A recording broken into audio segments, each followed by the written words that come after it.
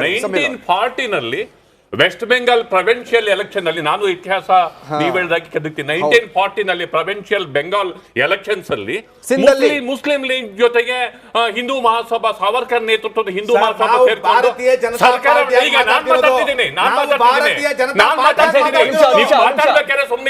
ಮಾತಾಡ್ಬೇಕಾದ್ರೆ ಸುಮ್ಮನಿದ್ದೆ provincial election ನಲ್ಲಿ ಸಾವರ್ಕರ್ ನೇತೃತ್ವದ ಹಿಂದೂ ಮಹಾಸಭಾದ ಜೊತೆಗೆ ಮುಸ್ಲಿಂ ಲೀಗ್ ಎರಡೂ ಸೇರ್ಕೊಂಡು ಸರ್ಕಾರ ಮಾಡಿದ್ರಲ್ಲ ಆವಾಗ ಈ ತತ್ವ ಸಿದ್ಧಾಂತಗಳು ಬೆಂಗಾಲ್ ಮಾತ್ರ ಅಲ್ಲ ಸರ್ ನಿಮಗೆ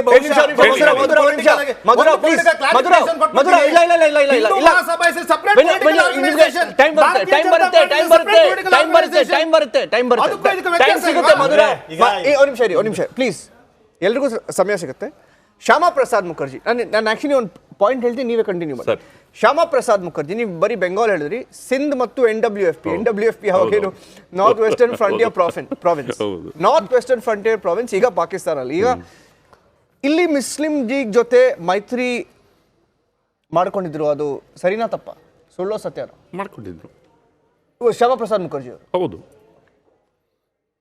ಮಧುರ್ ಉತ್ತರ ಕೊಡ್ಬೇಕು. ಇವಾಗ ದೇಶದ ಪರವಾಗಿ ಮಾಡ್ಕೊಂಡಿದ್ದೆ ಬೇರೆ ವಿಷಯ. ನಾವಿಲ್ಲಿ ಮಾತಾಡ್ತಾ ಇರುವಂತದ್ದು ಇವಾಗ ಹೇಳಿದ್ರು ಹಿಂದೂ ಮಹಾಸಭಾ ಅಂತ. Hindu Mahasabha is separate political organisation sir, for your information. Bharatiya Janata party ಆಗಲಿ ಜನಸಂಘ ಆಗಲಿ, ಶ್ಯಾಮಾ ಪ್ರಸಾದ್ ಮುಖರ್ಜಿ, ಒಂದ್ ನಿಮಿಷ ಸರ್, ಕೈಂಡ್ಲಿ ಅಂಡರ್ಸ್ಟ್ಯಾಂಡ್. ನಾನು ಹೇಳ್ತಾ ಇರುವಂತದ್ದು ಇವತ್ತಿಂದಿರೋ ಮ್ಯಾನಿಫೆಸ್ಟೋನಲ್ಲಿ ನಾವು ಬಹುಸಂಖ್ಯಾತವಾದದ ವಿರುದ್ಧ ಇದ್ದೀವಿ ಅಂತ ನಾನು ಹೇಳಿದ್ದೀನ? ಕಾಂಗ್ರೆಸ್ ಸರ್ಕಾರ ಅಲ್ವಾ ಹೇಳಿರೋದು? ಇದ್ರ ಬಗ್ಗೆ ನಾವು ಯಾಕೆ ಚರ್ಚೆ ಮಾಡಬಾರ್ದು? ಇದ್ರ ಬಗ್ಗೆ ನಾನು ಹೇಳ್ತಿಲ್ಲ, ಬಹುಸಂಖ್ಯಾತವಾದ ವಿರುದ್ಧ ಇದೀವಿ, ಮೆಜಾರಿಟೇರಿಯನಿಸಂ ಅಂತ ನಾನು ಬರ್ತಿಲ್ಲ ಸ್ವಾಮಿ. ಇದು ಇಂಗ್ಲಿಷ್ ಅಲ್ಲಿರುವಂತ ಕಾಂಗ್ರೆಸ್ ಮ್ಯಾನಿಫೆಸ್ಟೋ. ಇಂಗ್ಲಿಷ್ ಇಂದ ನಾವು ಕನ್ನಡ ಅನುವಾದ ಮಾಡಿದ್ರೆ ಬಹುಸಂಖ್ಯಾತವಾದದ ವಿರುದ್ಧ ಇದೀವಿ ಅಂತ ನಾನು ಪ್ರಶ್ನೆ ಮಾಡ್ತಿರೋದು. ಹಂಗಿದ್ರೆ ಕಾಂಗ್ರೆಸ್ನವರಿಗೆ ಬಹುಸಂಖ್ಯಾತ ಇರುವಂತ ಓಟ್ಗಳು ಬೇಡವಾ ನಿಮ್ಗೆ? ಬಹುಸಂಖ್ಯಾತ ಬೇಡವಾ ನಿಮ್ಗೆ? ಬಿಜೆಪಿಯವರು ಯಾವ ಕಾಲದಲ್ಲೂ ಸತ್ಯ ಮರೆಮಾಚಿ ಇತ್ತೀಚಿನ ಜೀವನದಲ್ಲಿ ಅವ್ರು ರಾಜಕಾರಣ ಮಾಡ್ತಿರ್ತಕ್ಕಂಥದ್ದು ಅದು ಸರ್ವೇ ಸಾಮಾನ್ಯ. ಕಾಂಗ್ರೆಸ್ಸು ಬಹಳ ಮುಖ್ಯವಾಗಿ 5 ಮ್ಯಾನಿಫೆಸ್ಟೋಗಳನ್ನು ಕೊಟ್ಟಿದೆ, 25 ಕಾರ್ಯಕ್ರಮಗಳು ಅದರಲ್ಲಿ ಸೇರಿಸಿದೆ. ಏನಾದರೂ ಯುವ ನ್ಯಾಯ ಮುಸ್ಲಿಂ ಅಂತ ಬ್ರಾಕೆಟಲ್ಲಿ ಇದೆಯಾ, ಮಹಿಳಾ ನ್ಯಾಯ ಮುಸ್ಲಿಂ ಬ್ರಾಕೆಟಲ್ಲಿ ಇದೆಯಾ, ರೈತ ನ್ಯಾಯ ಮುಸ್ಲಿಂ ಬ್ರಾಕೆಟಲ್ಲಿ ಇದೆಯಾ, ಶ್ರಮಿಕ ನ್ಯಾಯ ಅಂತ ಮಾಡಿದ್ದೀವಿ, ಪಾಲುಗಾರಿಕೆ ನ್ಯಾಯ ಅಂತ ಮಾಡಿದ್ದೀವಿ. ನರೇಂದ್ರ ಮೋದಿ ಅವರು ಈ ದೇಶಕ್ಕೆ ಅಭಿವೃದ್ಧಿ ಮಾಡಿದಿರ, ಏನೋ ಕೆಲಸ ಕಾರ್ಯಗಳು ಮಾಡಿರೋ ಯಾವುದೋ ಒಂದು ಪಾಯಿಂಟ್ ಸರ್. ಹಾಗಾದ್ರೆ ನಿಮ್ಗೆ 5 ಪಾಯಿಂಟ್ ಪತ್ರಿಕೆಯಲ್ಲಿ ಇನ್ನೊಂದು ಕಾಂಗ್ರೆಸ್ಸಿನ ಇದನ್ನ ಬಿಟ್ಬಿಟ್ಟು ನೀವು ಮುಸಲ್ಮಾನ್ ಒಬ್ಬರನ್ನೇ ಟಾರ್ಗೆಟ್ ಮಾಡ್ತಾ ಇದ್ದೀರಿ. ನಾವು ಮಾತಾಡ್ತಿರೋದು ಹಿಂದೂ ಮಹಾಸಭಾ ಮಾಡ್ತಿರೋದೇನೋ, RSS ಮಾಡ್ತಿರೋದೇನೋ ದೇಶದಲ್ಲಿ ವಿರುದ್ಧ ಇದ್ದೀರಾ? ಬಹುಸಂಖ್ಯಾತರ ವಿರುದ್ಧ ಇದ್ದೀರಾ? ಎಲ್ಲ ರಾಜಕೀಯ ಪಕ್ಷಗಳಿಗೂ ಒಂದು ಮ್ಯಾನಿಫೆಸ್ಟೋ ಕೊಡ್ತಕ್ಕಂಥ ಅಧಿಕಾರ ಇದೆ. ಅದರಲ್ಲಿ ನೋಡಿರ್ತಕ್ಕಂಥ 25 ಪಾಯಿಂಟ್ ಒಂದನ್ನೇ ಟಾರ್ಗೆಟ್ ಮಾಡ್ತಾ ಇದ್ದೀರಿ. ಮುಸಲ್ಮಾನರ ಬಗ್ಗೆ ಟಾರ್ಗೆಟ್ ಮಾಡ್ತಾ ಇದ್ದೀರಿ. ಮುಸಲ್ಮಾನರ ಬಗ್ಗೆ ಟಾರ್ಗೆಟ್ ಯಾರು ಮಾಡ್ತಾ ಇಲ್ಲ ಇಲ್ಲಿ? ಮುಸಲ್ಮಾನರ ಬಗ್ಗೆ ಟಾರ್ಗೆಟ್ ಮಾಡ್ತಾ ಮಧುರಿಗೆ ಬೇಜಾರೇನ್ ಗೊತ್ತಾ ವೆಂಕಟೇಶ್ ಅವರೇ? ಮಧುರಿಗೆ ಬೇಜಾರೇನ್ ಗೊತ್ತಾ? ಈಗ ಕಷ್ಟ ಅಂತ ಬಂದ್ರೆ ಅದು ಅಲ್ಪಸಂಖ್ಯಾತರು ಬಹುಸಂಖ್ಯಾತರು ಅಂತ ನೋಡ್ಕೊಂಡು ಬರುತ್ತಾ? ಆರ್ಥಿಕವಾಗಿ ನಾನು ಮಾತಾಡ್ತಿರೋದು ಇದೇನಿದು economical empowerment for the minorities. ಅದ್ರಲ್ಲಿ ಏನಂತೆ, ಬ್ಯಾಂಕ್ಗಳಲ್ಲಿ, ಬ್ಯಾಂಕಿಂಗ್ ಇನ್ಸ್ಟಿಟ್ಯೂಷನ್ಗಳಲ್ಲಿ ಕ್ರೆಡಿಟ್ ಸಾಲ ಮೈನಾರಿಟಿಗಳಿಗೆ ಕೊಡಿಸುವ ಪ್ರಯತ್ನವನ್ನ ಮಾಡಿ. ಅಂದ್ರೆ ಸಾಲ ಕೇವಲ ಮೈನಾರಿಟೀಸ್ ಮಾತ್ರ ಬೇಕಾಗುತ್ತಾ? ಇದು ಕೆಣಕ್ತಾ ಇರೋದು. EWSS ಅಂತ ಒಂದು ಅಮೆಂಡ್ಮೆಂಟ್ ಬೇರೆ ಅಮೆಂಡ್ಮೆಂಟ್ ಅಲ್ಲ, EWSS ಅಂತ ಯಾರಾದ್ರೂ ಒಬ್ಬ ದಲಿತರಿಗೆ, ಹಿಂದುಳಿದವರಿಗೆ, ಮುಸಲ್ಮಾನರಿಗೆ ಹೆಲ್ಪ್ ಆಗ್ತಕ್ಕಂಥ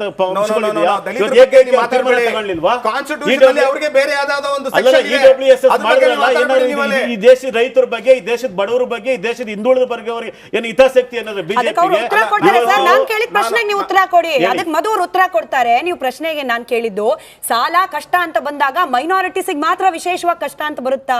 ಇದು ಇವ್ರಿಗೆ ಓಲೈಕೆ ಅಂತ ಕಾಣಿಸ್ತಾ ಇದೆ. ಇಲ್ಲ, ಕಾಂಗ್ರೆಸ್ ಸರ್ವ ಜನಾಂಗದ ಶಾಂತಿಯ ತೋಟ, ಒಬ್ಬ ಪರ್ಸನ್ ಒಂದು ಜಾತಿಯವ್ರನ್ನ ಓಲೈಕೆ ಮಾಡಿ ರಾಜಕಾರಣ ಮಾಡ್ಬೇಕಾಗ ಅಗತ್ಯ ಇಲ್ಲ. ನರೇಂದ್ರ ಮೋದಿ ಅವರು ಈ ಚುನಾವಣೆ ವಿಷಯ ಡೈವರ್ಟ್ ಮಾಡಿ. ವೆಂಕಟೇಶ್ ಅವರು ಅಲ್ಲೇ ಸ್ವಲ್ಪ ಸ್ಟಾಪ್ ಮಾಡಿ. ವೆಂಕಟೇಶ್ ಅವರು ಅಲ್ಲೇ ಸ್ವಲ್ಪ ಪಾಸ್ ಮಾಡಿ. ಈಗ ಮೆಜಾರಿಟೇರಿಯನಿಸಮ್ ಅಂದ್ರೆ ಬಹುಸಂಖ್ಯಾತರ ಪರ ನಾವಿರಲ್ಲ ಅಂತ. ಇರಿ, ನೀವು ಹೇಳ್ತೀರಾ ನಾವೇನು ಓಲೈಕೆ ಏನು ಮಾಡಬೇಕಿಲ್ಲ ಅಂತ. ಸ್ವಲ್ಪ ಫ್ಲ್ಯಾಶ್ ಬ್ಯಾಕ್ ಕೊಡ್ತೀನಿ ನಿಮಗೆ. ಪಂಚರಾಜ ಚುನಾವಣೆ ನಡೀತು. ಅಲ್ಲಿ ಒಬ್ಬರು ಜಮೀರ್ ಅಹಮದ್ ಅಂತ ಒಬ್ರಿದ್ದಾರೆ. ಜಮೀರ್ ಅಹಮದ್ ಅಂತ ಯಾರು ಅಂತ ನಾನು ಹೇಳ್ತಿಲ್ಲ, ನಿಮಗೂ ಗೊತ್ತು, ನನಗೂ ಗೊತ್ತು, ಎಲ್ರಿಗೂ ಗೊತ್ತು. ಜಮೀರ್ ಅಹಮದ್ ಅವರು ರಾಜಸ್ಥಾನ್ಗೆ ಹೋಗ್ತಾರೆ. ರಾಜಸ್ಥಾನ್ಗೆ ಹೋಗಿ ಅಲ್ಲೊಂದು ಚರ್ಚೆ ಮಾಡ್ತಾರೆ, ಅಲ್ಲೊಂದು ಸಮಾವೇಶನ ಮಾಡ್ತಾರೆ. ಅಲ್ಲಿ ಅದು ಆ್ಯಕ್ಚುಲಿ ಕ್ಲೋಸ್ ಡೋರು, ಅಲ್ಲಿ ಯಾರು ಕ್ಯಾಮ್ರಾ ತಗೊಳೋಂಗೆ ಇರಲಿಲ್ಲ. ಯಾರೊಬ್ರು ಮೊಬೈಲಲ್ಲಿ ಶೂಟ್ ಮಾಡಿದ್ದಾರೆ. ಏನಂತಾರೆ ಹೇಳ್ತಾರೆ ಗೊತ್ತಾ ಜಮೀರ್ ಅಹಮದ್ ಅವರು? ನಾವು ಕರ್ನಾಟಕ ಚುನಾವಣೆ ನಡೆದಾಗ ನಾವು ಪ್ರತಿ ಸೀಟಲ್ಲಿ ಅಲ್ಲಿ ಪ್ರತಿ ಮಸೀದಿಗೆ ಹೋಗಿ ಮೌಲ್ವಿಗಳನ್ನು ಮೀಟ್ ಮಾಡಿ ಏನು ಲೆವೆಲಲ್ಲಿ ಪ್ಲಾನಿಂಗ್ ಮಾಡಿದ್ವಿ ಅಂದರೆ ಕಮಾಲ್ ಕರ್ ದಿಯಾ.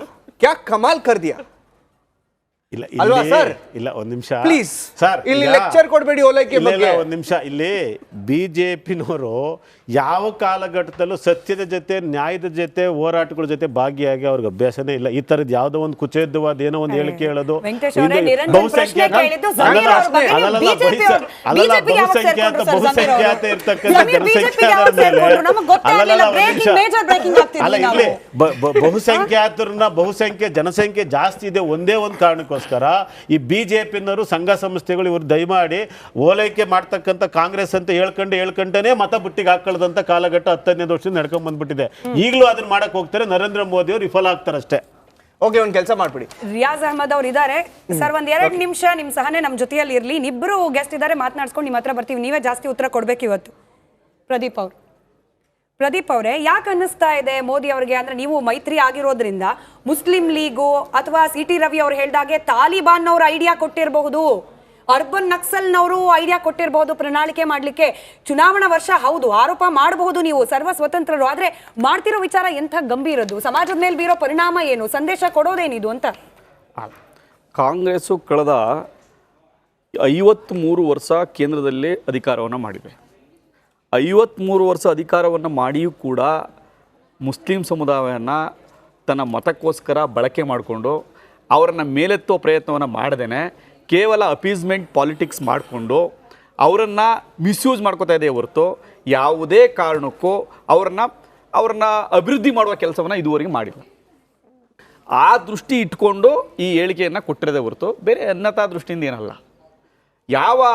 ನೀವು ಮುಸ್ಲಿಂ ಸಮುದಾಯವನ್ನು ನೀವು ನೋಡಿ, ಅಲ್ಲೂ ಮುಸ್ಲಿಂ ಸಮುದಾಯದಲ್ಲೂ ಬಡವರಿದ್ದಾರೆ, ಅಲ್ಲೂ ಕೂಡ ತುಳಿತಕ್ಕೊಳದಂಥ ಸಮುದಾಯ ಇದ್ದಾವೆ.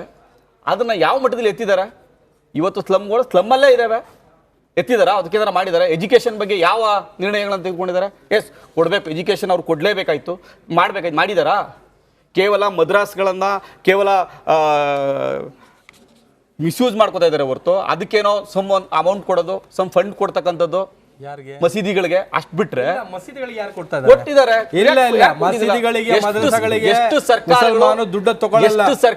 ಎಷ್ಟು ಸರ್ಕಾರಗಳು ಮಸೀದಿಗಳಿಗೆ ನೀವು ನೀವು ನಿಮ್ಮ ಇದ್ರ ಮೂಲಕ ಈ ರೀತಿ ಇದನ್ನ ವಿರೋಧಿಸ್ತಾ ಇದೀವಿ.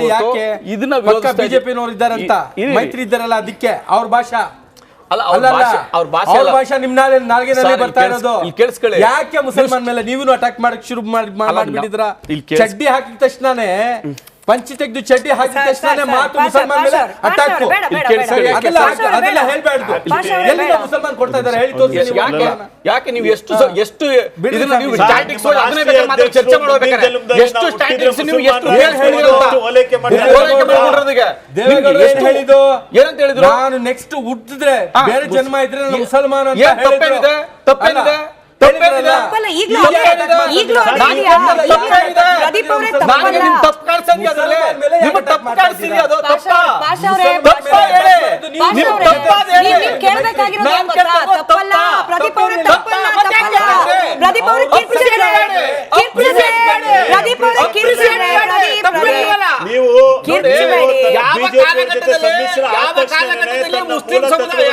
ನೀವು ಯಾಕೆ ನಿರ್ಣಯವನ್ನು ತೆಗೆದುಕೊಂಡಿದ್ದೀರೋ?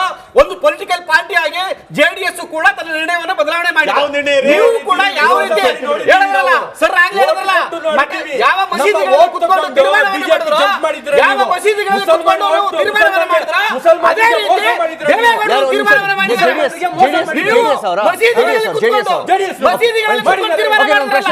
ಮಸೀದಿಗಳಲ್ಲಿ ಕುತ್ಕೊಂಡು ತೀರ್ಮಾನ ಮಾಡಿದ್ರಲ್ಲ, ಮೋಸದ ತೀರ್ಮಾನವನ್ನು ಮಾಡಿದ್ರಲ್ಲ, ಜನತಾದಳಕ್ಕೆ ಮೋಸವನ್ನು ಮಾಡಿದ್ರಲ್ಲ, ಅದಕ್ಕೆ ಪ್ರತಿಯಾಗಿ ತೀರ್ಮಾನವನ್ನು ತೆಗೆದುಕೊಂಡಿದ್ದೇವೆ. ಆಯ್ತು ಸರ್, ಕಿರ್ಚಿದಾಯ್ತು.